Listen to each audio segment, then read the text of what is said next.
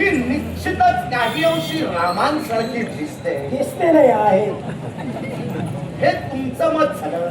मान्य तुला करावं लागेल. निर्मल नगराचा युवराज कंदर्प आपल्या डोळ्यासमोर उभा आहे. माझी ओळखी करून देतोय.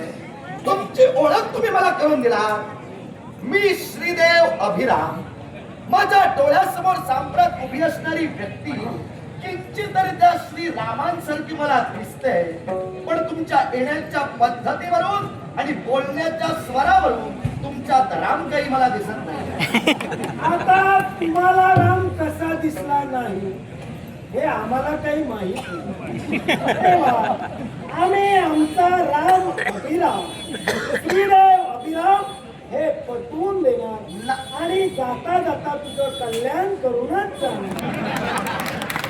म्हणजे माझ्या कल्याणाचा निर्धार करूनच या निर्माल्य नगराच्या राष्ट्रदेशीवर जर आला माझं कल्याण तुम्ही कराच, पण तुमची उत्तर पूजा केल्याशिवाय मी काही तुम्हाला आता सोडणार नाही.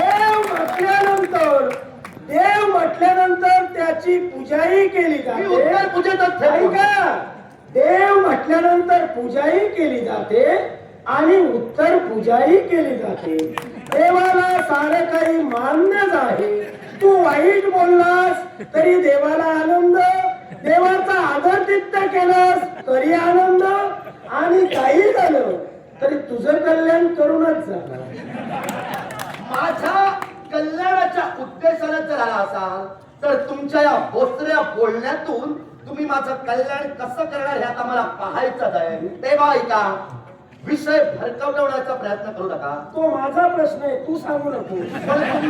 ते तू ठरवू नको. मला जसं हवं तसंच मी करून पण जाईल. तुमच्या समोर कंदर्प उभा आहे. तो कुणी नगराच्या राष्ट्रवेशीवर उभे आहात तुम्ही. तुमच्या राज्यात उभे नाही. तेव्हा देवाला बंधन नाही.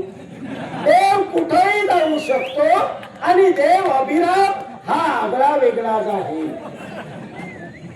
अभिराम, तुमच्या बोलण्यातूनच तुम्ही नेमके कोण आहात हे मी ओळखलेलं आहे.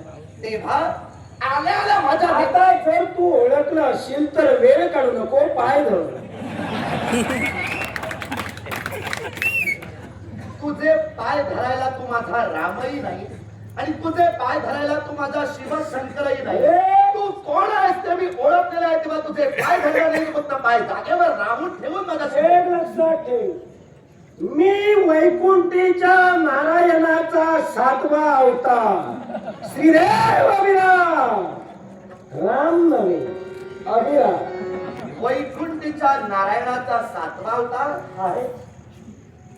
विश्वाच्या पाठीवर वैकुंठीच्या नारायणानं दशगर्भ भोगण्याचं वचन आपल्या प्रिय भक्तांना दिलं. त्यातला मी ऐक, अर्थात राजा अंबरीशांना खऱ्या तर वैकुंठीच्या नारायणानं ते वचन दिलं की दशगर्भांच्या पीडा तुझ्या इच्छेसाठी हा वैकुंठीचा नारायण भोगेल. अर्थात त्यांच्या इच्छेसाठी वैकुंठीच्या